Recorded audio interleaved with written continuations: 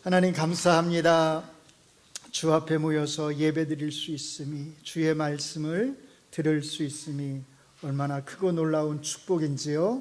이 시간 우리의 마음이 온전히 주께로 향해서 주의 말씀을 듣기에 부족함이 없게 하여 주시옵소서. 예수님 이름으로 기도합니다. 아멘. 지난 시간에 저희가 예정과 구원의 확신의 관계에 대해서 한번 살펴보았습니다. 예정이란 무엇이냐? 영원 전에 이루어진 하나님의 모든 작정 가운데서 특별히 인간의 구원과 관련된 하나님의 작정이 예정이다, 이렇게 말씀을 드렸습니다. 그리고 그 중에서도 구원받는 자를 위한 선택이 있고 구원받지 못하는 자들을 위한 유기가 있다. 그러니까 예정 안에는 두 가지가 있는 거죠. 선택과 유기가 있는 것입니다. 또한 멸망하는 자들은 자기들의 죄와 부패 때문에 멸망하는 것이지, 하나님이 나를 선택해 주지 아니하셔서 내가 멸망한다, 이렇게 불평할 수 없다라고 말씀을 드렸습니다. 마지막으로 구원받은 자들의 선택이 하나님의 기쁘신 뜻에 따라서 이루어진 하나님의 영광을 위한 것이다 라고 우리가 말할 수 있는 것처럼, 선택을 받지 못한 사람들, 구원받지 못한 사람들의 유기 역시도 하나님의 기쁘신 뜻에 따라서 이루어진 하나님의 영광을 위한 것이다 라고 우리가 분명하게 말할 수 있어야 합니다.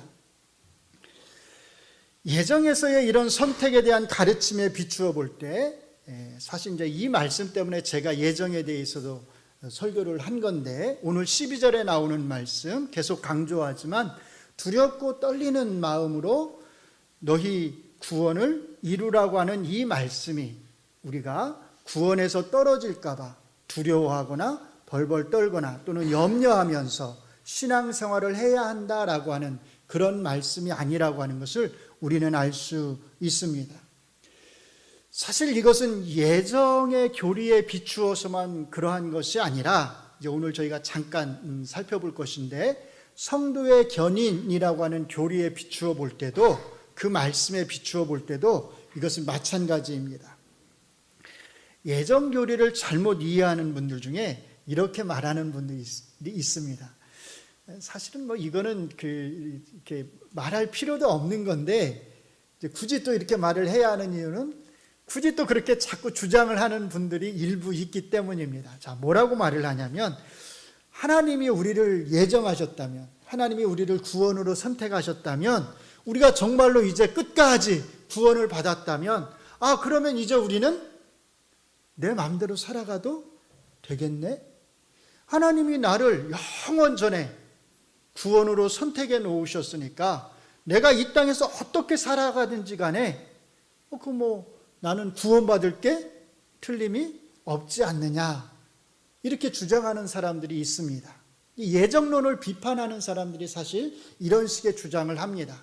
사실은 그건 예정론이 뭔지를 잘 모르고서 사실 하는 비판입니다. 그런데 정말 그럴까요? 여러분 자신을 한번 돌아보면 어떤가요? 나는 하나님이 날 구원하셨으니까 이제 내 마음대로 살아야지, 혹이라도 그렇게 생각하시는 분이 요 중에 단 한 분이라도 계신가요? 아마 단 한 명도 없을 것입니다. 여러분들은 어떻게 생각하시죠? 하나님이 나를 영원 전에 택해 주셨으니까 그 은혜가 너무 감사해서 내가 하나님의 택함을 받은 자답게 더 바르게, 더 말씀에 합당하게 살아가야 되겠구나. 다들 그렇게 생각하시잖아요. 우리 중 어느 누구도 내 마음대로 살아가야지 그렇게 생각하는 사람이 한 명도 없습니다. 사실 그게 맞습니다. 그게 택함 받은 자의 마음가짐입니다. 사실은 로마서에서 사도 바울 선생님도 이것에 대해서 우리에게 아주 분명하게 말씀해 주십니다. 로마서 5장에서 바울 사도께서는 율법이 들어온 것은 범죄를 더하게 하려 함이지만 죄가 더한 곳에 은혜가 넘쳤다, 이렇게 말씀을 하십니다. 죄가 더한 곳에 뭐가 넘쳤다? 은혜가 넘쳤다. 그러면 예상되는 반론이 있지요. 죄가 더한 곳에 은혜가 넘쳤네? 그러면 어떻게 해야 되겠다? 죄를 더 많이 지어야 되겠다. 왜요? 은혜를 더 넘치게 하기 위해서. 이렇게 혹이라도 이렇게 주장하는 사람이 있을까봐, 이렇게 반론을 제기하는 사람이 있을까봐 바울 사도께서는 미리 그 반론에 대해서 답변을 하십니다. 그런즉 우리가 무슨 말 하리요? 은혜를 더하게 하려고 우리가 죄에 거하겠느냐? 뭐라고 답하시죠? 은혜를 더하게 하려고 우리가 더 많이 죄를 지을 수 있겠느냐? 그럴 수 없느니라. 그럴 수 없느니라. 죄에 대해서 죽은 우리가 어떻게 그 죄 가운데 거하겠느냐? 이것이 바울 사도의 답변입니다. 우리가 구원받았으니까, 우리가 구원으로 예정되었으니까 이제 내 마음대로 살아도 될까요? 그럴 수 없느니라. 하나님의 택함을 받은 내가 어찌 또 죄 가운데 거하리요? 이것이 성경의 답변이고 믿는 택함받은 우리의 답변입니다. 그렇지요? 그럴 수 없느니라. 바로 이러한 애씀, 마음대로 살아가는 것이 아니라 택함받은 자답게 살아가려고 하는, 하나님의 구원받은 자답게 살아가려고 하는 이런 애씀과 수고, 이런 인내가 사실은 성도의 견인이라는 것입니다. 견인이란 말 들어보셨죠? 예. 일반적으로 어디에 쓰죠? 차를 견인한다 할 때 견인이란 말을 씁니다.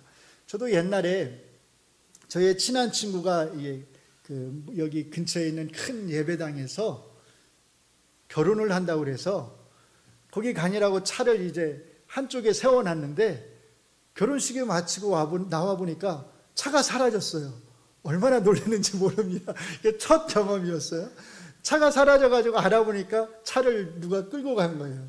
구청에서 이제 나와서 단속하는 사람들이 토요일인데도 불구하고 그냥 끌고 가버렸더라고요. 그래서 물어서 이제 어디에 보관되어 있는지 알아가지고 거기까지 가서 찾아온 적이 있습니다. 차를 견인해 가버리는 거죠. 이런 경험이 아니더라도 우리 남자분들은 차 운전하다 보면 길 가다가 이렇게 차가 멈추는 경우가 있습니다. 그렇죠? 그래서 그 차를 끌고 카센터까지 이제 가야 되는 경우가 있어요. 그때 우리가 견인이라고 하는 말을 씁니다.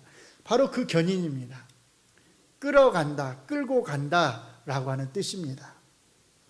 성도의 견인이라고 하는 말은 원래 문자 그대로 하면, 영어식 표현 그대로 하면 성도의 인내입니다. Saints perseverance, persevere 그러면 인내하다, 참고 견디다 그런 뜻이거든요. 그러니까 성도가 끝까지 잘 참고 견딘다, 잘 참고 인내한다 그런 뜻입니다. 그런데 왜 성도의 인내 이렇게 번역을 하지 않고 성도의 견인 이렇게 번역을 했을까요? 그것은 이 성도의 인내라고 하는 이 교리가 담고 있는, 그 안에 담고 있는 본래의 속뜻을 잘 살려서 번역을 하기 위한 것입니다. 그것을 잘 드러내기 위한 것입니다. 구원받는 성도는 끝까지 하나님 앞에서는 그날까지 잘 참고 인내하면서 믿음을 지켜나가는데, 그렇게 잘 참고 인내하면서 믿음을 지켜나가는 것, 그것이 사실은 내가 내 자유의지로 내 힘에 의해서 그렇게 지켜나가는 것이 아니라 사실은 내 안에 계시는, 우리 안에 계시는 성령님께서 우리로 하여금, 나로 하여금 그렇게 잘 참고 인내할 수 있도록 나를 이끌어 주신다라고 하는 그 본래의 뜻을 잘 담아내기 위해서 성도의 견인 이렇게 번역을 한 것입니다. 그러니까 번역을 참 잘한 거지요. 누가 이끌어 주시는 거예요? 누가? 성령님께서, 하나님께서 우리로 하여금 인내하도록 잘 참고 견딜 수 있도록 이끌어 주시는 것, 우리를 견인해 주시는 것입니다.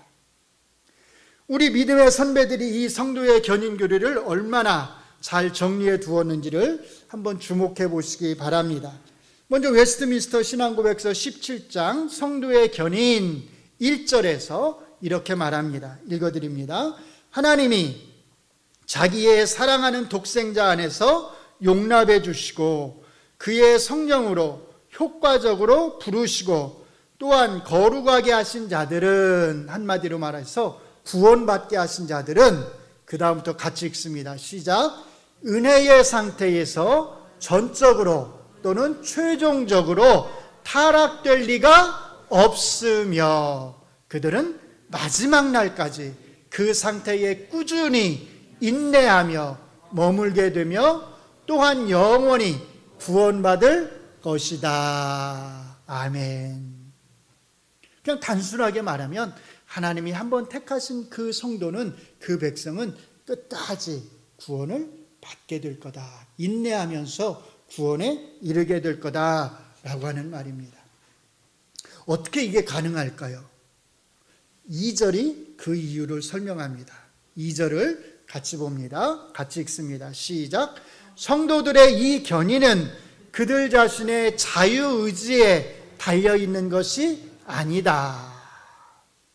하나님 아버지의 자유롭고 변치 않는 사랑에서 나오는 선택의 작정의 불변성과 예수 그리스도의 공로와 중보의 효력과 성령의 내주하심과 그들 안에 있는 하나님의 씨로 말미암은 것이요 은혜 언약의 본질에 달려있는 것이다. 아멘. 좀 표현이 어렵긴 한데 간단히 정리하면 그렇게 어려운 말이 아닙니다. 자, 우선 우리의 의지가, 내 의지가 믿을만 해서일까요? 내 의지가 강해서 나는 어떤 어려움 속에서도 끝까지 내 믿음을 잘 지켜나갈 수 있다. 그렇기 때문일까요? 그렇지 않다라고 분명하게 말을 합니다. 우리말에 하늘은 스스로 돕는 자를 돕는다라고 하는 말이 있습니다. 내가 열심히 애를 쓰니까, 내가 구원받기 위해서 열심히 수고하고 애를 쓰니까 하나님께서 이렇게 수고하고 애를 쓰는 나를 보시고서 나를 도와주시기 때문에 내가 끝까지 구원에 이를 수 있는 것일까요? 그렇지 않다라고 말을 하는 것입니다. 여기 2절에서 주목해야 할 것은 이것입니다. 우리의 구원이, 성도의 견인이 철저하게 삼위 하나님에게 달려 있다는 것입니다. 2절의 후반부를 잘 이렇게 보시면 하나님 아버지, 예수 그리스도, 성령이 언급되는 것을 알 수 있습니다. 파란색으로 제가 표시를 해놨습니다. 하나님 성부 하나님 아버지의 자유롭고 변치 않는 사랑에서 나오는 선택이 성자 하나님이신 예수님의 공로와 예수님이 우리를 위해서 하나님과 우리 사이에서 중보해 주시는 그 예수님의 중보의 능력이, 그리고 우리 안에 거하시는 성령 하나님의 그 내주하심이 우리가 어떤 어려움 속에서도, 우리가 어떤 고난 속에서도 끝까지 믿음을 잃지 않고 잘 참고 인내하면서 우리의 믿음을 지켜나갈 수 있도록 해주신다라고 하는 것을 우리에게 말해주고 있습니다. 그렇기 때문에 성도의 견인은 하나님의 예정과 함께 구원에 대한 확신과 관련해서 우리가 구원받았다라고 하는 확신을 가질 수 있는 우리의 믿음에 있어서 아주 강력한 또 하나의 토대가 되는 것을 우리가 알 수 있습니다. 이 예정과 성도의 견인, 이 둘 사이에 차이가 있다면 이것입니다. 예정은 전적으로 하나님의 주권을 강조합니다. 그런데 성도의 견인은 다른 한편에서 인간의 책임을 강조합니다. 성도가 인내해야 한다고 하는 것을, 성도가 믿음 안에서 잘 참고 견뎌야 한다고 하는 것을 강조합니다. 구원에 있어서 하나님의 주권을 강조한다고 해서 우리가 인간으로서 구원받은 성도로서 우리의 책임을 소홀히 하는 것이 아닙니다. 우리는 구원받은 성도답게 거룩한 백성답게 살아가기 위해서 우리의 최선을 다해야 하고, 사실 우리는 그렇게 최선을 다하면서 기도하면서 말씀에 의지하면서 살아갑니다. 그렇게 우리의 책임을 다할 때에도 사실은 우리의 최선을 다해서 참고 인내할 때에도 우리는 언제나 우리 자신의 힘이 아닌 우리 안에 계시는 성령 하나님을 의지한다고 하는 것, 우리가 삼위 하나님을 의지한다고 하는 것, 바로 이것을 우리는 잊어서는 안 됩니다.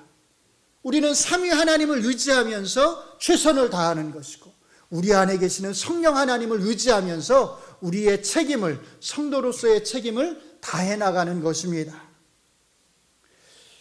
예정 교리뿐만 아니라 성도의 견인 교리는 그렇기 때문에 오늘 본문에 나오는 12절의 말씀, 두렵고 떨림으로 너희 구원을 이루라고 하는 이 말씀이 너희가 구원에서 떨어질까 봐 두려워하면서 너희 구원을 이루기 위해서 애써야 한다고 하는 뜻이 아니라고 하는 것을 우리에게 보여주고 있습니다.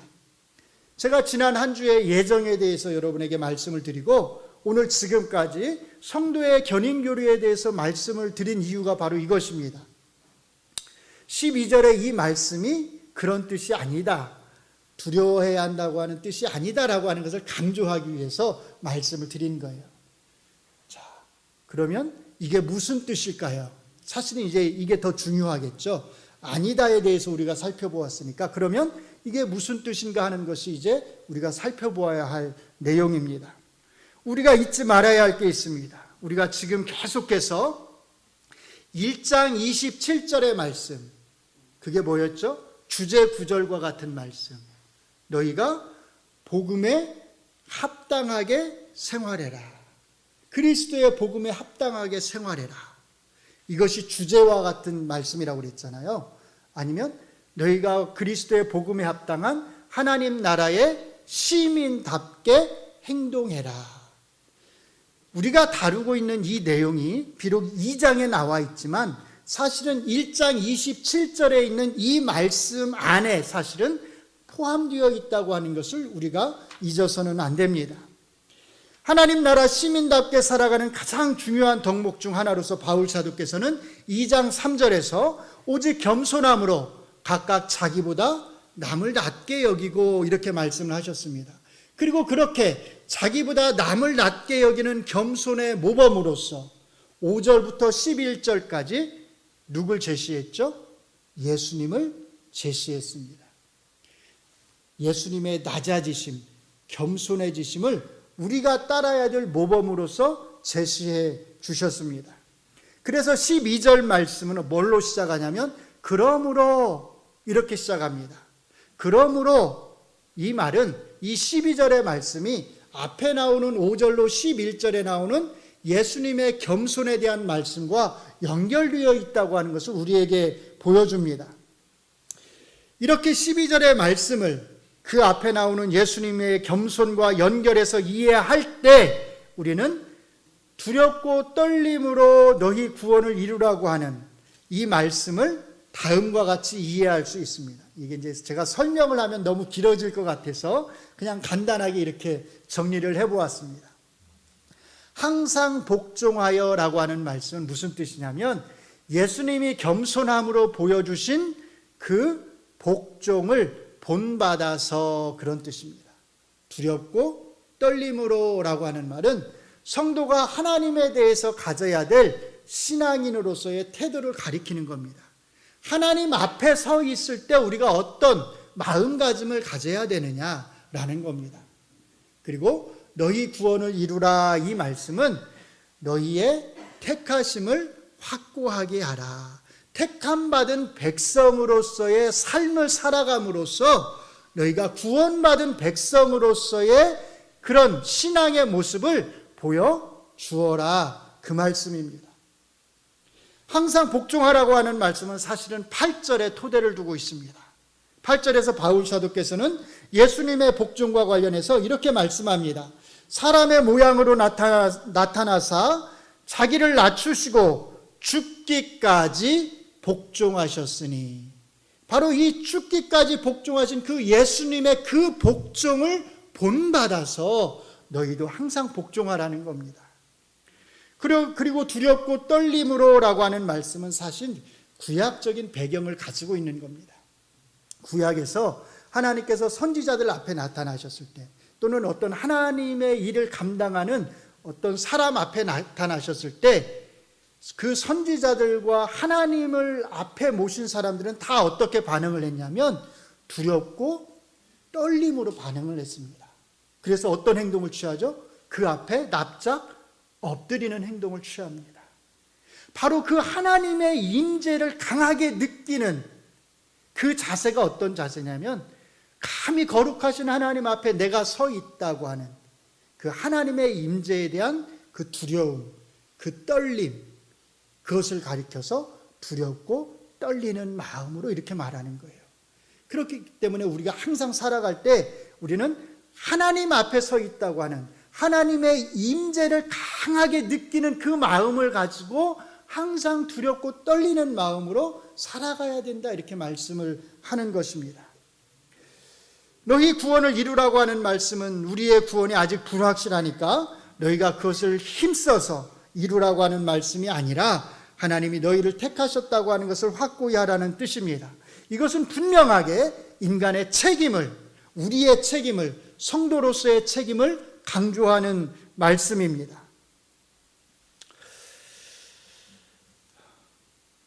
우리가 정말로 하나님의 선택을 받은 사람들이라고 하는 사실을 확고하게 믿는다면 우리는 택함을 받은 자답게 1장 27절의 말씀대로 한다면 복음에 합당한 자답게, 또는 하나님 나라의 시민답게 그렇게 살아가려고 애쓰는 것이 마땅합니다. 우리가 그렇게 살아갈 수 있는 이유가 있습니다. 13절이 그 이유를 설명합니다. 우리말 성경에는 그 단어가 안 나와 있는데 사실 13절은 왜냐하면이란 말로 시작을 합니다. 그러니까 12절에 대해서 그 이유를 설명하는 게 13절입니다. 왜냐하면 우리 안에서 행하시는 이는 하나님이시기 때문이라는 겁니다. 우리 안에 하나님께서 소원을 두시고, 하나님의 뜻을 위해서 우리 안에 소원을 두시고 하나님이 행하신다는 것입니다. 이것은 제가 조금 전에 여러분에게 말씀드린 성도의 견인과 관련해서 우리 안에 계신 누가요? 성령님께서 우리를 이끌어 가신다라고 말씀을 드렸잖아요. 그것하고 사실은 같은 의미입니다. 우리 안에 계신 하나님께서 우리 안에 소원을 두시고 하나님의 뜻을 위해서 행하게 하신다라는 것입니다. 우리 안에 성령님이 계십니다. 이 성령님께서 우리의 마음을 주장하십니다. 우리로 하여금 하나님의 기쁘신 뜻을 위해서 소원을 두게 하시고 그것을 행하게 하십니다. 우리 안에, 여러분 안에 성령 하나님이 계심을 믿으시지요?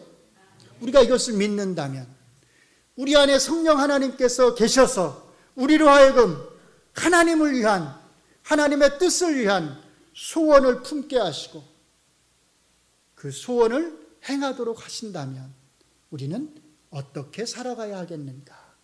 물론 여러 가지 말씀이 있을 수 있는데 바울 사도께서는 오늘 그 중에 한 가지를 우리에게 말씀해 주십니다. 그 다음에 나오는 말씀입니다. 모든 일을 원망과 시비가 없이 하라. 사랑하는 성도 여러분, 원망과 시비, 불평과 다툼을 피하시기 바랍니다. 사실 이것은 말할 필요도 없는 거죠. 저는 처음 목회할 때 어떤 생각을 했냐면 목회가 너무 편할 줄 알았습니다. 왜요? 우리는 다 믿는 사람들이니까. 다 믿는 사람들끼리 모여서 하나님의 교회를 세워가는 거니까 목회가 너무 편할 줄 알았어요. 그런데 그게 아니더라고요. 이 안에도 우리의 부족함 때문에 사실은 원망과 시비가 있더라고요. 불평과 다툼이 있더라고요. 사실은 우리만 그런 것이 아닙니다. 바울 사도께서 이렇게 원망과 시비가 없이 모든 일을 하라고 이렇게 빌립보 교회 성도들에게 말씀하실 때 그 이유가 뭐냐면 사실은 이 교회 안에 그렇게 말해야 되는 다툼과 불평이 있기 때문입니다. 나중에 가면 우리가 누구 때문인지 그 이름이 신명이 언급이 됩니다. 우리가 살펴보게 될 거예요. 교회 안에도 있을 수 있겠구나 그런 생각을 해요. 그래서 이제는 다툼과 불평 있을 수 있지만 그러나 사실은 피해야 합니다. 시비와 원망 있을 수 있지만 우리 안에 성령님이 계시기 때문에 우리는 그것들을 피해야 합니다. 우리는 우리 안에 성령님께서 계시다고 하는 것을 믿으면서 그 성령님이 우리 안에 소원을 두고 행하게 하신다고 하는 것을 믿으면서 우리는 감사하고 축복하는 말을 해야 합니다. 불평과 다툼은 하나님 나라의 시민으로서 살아가는 그런 성도들의 태도가 아닙니다. 원망과 시비는 하나님의 임재하심을 하나님이 나와 함께 하시는구나, 내가 하나님 앞에 서 있구나라고 하는 것을 정말 강력하게 느끼면서 뼛속 깊이 느끼면서 살아가는 성도가 품을 수 있는 그런 삶의 자세가 아닙니다. 한번 따라해 보실까요? 사람의 입보다 무서운 것은 없다. 어떻게 생각하세요? 사람의 입보다 무서운 것은 없다. 이 공동체 안에서 불평하는 사람이 한 사람만 한번 있다면 그 불평은요, 얼마 못 가서 많은 사람에게 퍼집니다. 여러 사람이 똑같은 불평을 하는 것을 우리가 볼 수 있습니다.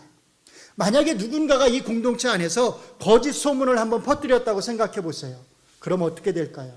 그 거짓 소문이 삽시간에 다 퍼져서 머지않아서 이 공동체 안에서는 거짓과 참이 구분할 수 없게 됩니다. 무엇이 참이고 무엇이 거짓인지 더 이상 구분이 가지를 않습니다. 남는 것은 뭐만 남느냐? 다툼만 남습니다. 더 이상 뭐가 진리인지는 중요하지 않아요. 다툼밖에 없습니다. 그래서 사람의 입보다 무서운 것은 없다, 이렇게 말을 하는 것입니다. 불평하는 입, 원망하는 입, 거짓을 퍼뜨리는 입은 공동체를 파괴하는 입이라고 하는 것을 기억하시기 바랍니다. 이런 입이 되지 않도록 늘 여러분의 입을, 여러분의 입술을 잘 다스릴 수 있기를 바랍니다. 여러분의 옆에서 자꾸만 불평하고 논쟁을 일으키려고 하는 사람이 있다면 어떻게 해야 할까요? 먼저는 그 사람을 잘 권면해야 합니다. 하나님의 말씀으로 그래서는 안 된다고, 그렇게 하면 공동체가 무너진다고, 그렇게 하면 안 된다고 잘 권면해야 합니다. 그렇게 권면했음에도 불구하고 똑같은 일을 계속 행한다면 어떻게 해야 하느냐? 죄송하지만 그 사람을 피해야 합니다. 그 사람을 가까이 해서는 안 됩니다. 유익이 되지 않는 사람입니다. 여러분에게 선한 영향력을 끼치지 못하는 사람입니다. 여러분은 여러분의 옆에 있는 분들에게 선한 영향력을 끼치는 성도님들이 되시기를 바랍니다. 바로 15절의 말씀이 이 땅에서, 이 세상에서 우리가 선한 영향력을 끼치면서 살아가야 한다고 하는 것에 대해서 말씀해 주고 있습니다. 2장 15절을 같이 읽습니다. 시작. 이는 너희가 흠이 없고 순전하여 어그러지고 거스르는 세대 가운데서 하나님의 흠없는 자녀로 세상에서 그들 가운데 빛들로 나타내며 빛이 되시기를 바랍니다. 여러분의 빛을 여러분의 주변에 비추시기를 바랍니다. 이 세상이 하나님의 뜻을 거스르는 세상이라고 하는 것을 분명히 하면서, 그러나 너희는 흠이 없는 자녀로서 빛을 비추어야 한다고 우리에게 권면하십니다. 이것이 교회 공동체에 속한 구원받은 성도들로서 우리가 보여주어야 할 삶의 모습입니다. 이제 말씀을 마무리합니다. 사랑하는 성도 여러분, 여러분은 자기 자신을 돌아볼 때 어떤 모습의 성도입니까? 불평하고 원망하기를 좋아하는 그런 입술입니까? 감사하고 축복하는 입술이 되기를 바랍니다. 다른 사람이 여러분을 바라볼 때는 어떤 모습일까요? 저 사람하고 같이 있으면 자꾸 불평만 해서 나까지도 자꾸 불평이 늘어나는 것 같아. 혹시 그렇게 만드는 성도는 아닙니까? 저 사람하고 가까이 있으면 왠지 자꾸 말다툼을 하게 되는 것 같아. 이렇게 이런 인상을 주지는 않습니까? 원망은 작은 죄가 아닙니다. 불평도 사실은 작은 죄가 아닙니다. 원망과 시비, 불평과 다툼은 교회 공동체를 하나로 만드는 것이 아니라 하나 된 교회 공동체를 여럿으로 무너뜨린다고 하는 것을 잊지 마시기 바랍니다. 우리는 그리스도인들입니다. 우리는 하나님의 임재를, 하나님이 나와 함께 하신다고 하는 것을, 내가 하나님 앞에 서 있다고 하는 것을 강하게 느끼면서 두렵고 떨림으로 살아가는 그리스도인들입니다. 예수님의 겸손과 복종을 본받을 수 있도록 항상 기도하시기 바랍니다. 우리가 예수님의 겸손과 복종을 본받는 일에 힘쓴다면 우리 공동체 안에는, 이 동작중앙교회 공동체 안에는 어떠한 원망이나 불평이나 시비나 다툼이 없을 것입니다. 어떠한 불화의 씨앗도 우리 공동체 안에 뿌려지지 떨어지지 않을 것입니다. 우리 안에서 자기의 기쁘신 뜻을 위해서 소원을 두고 행하시는 그 하나님께서 우리의 겸손과 복종을 통해서 우리를 끝까지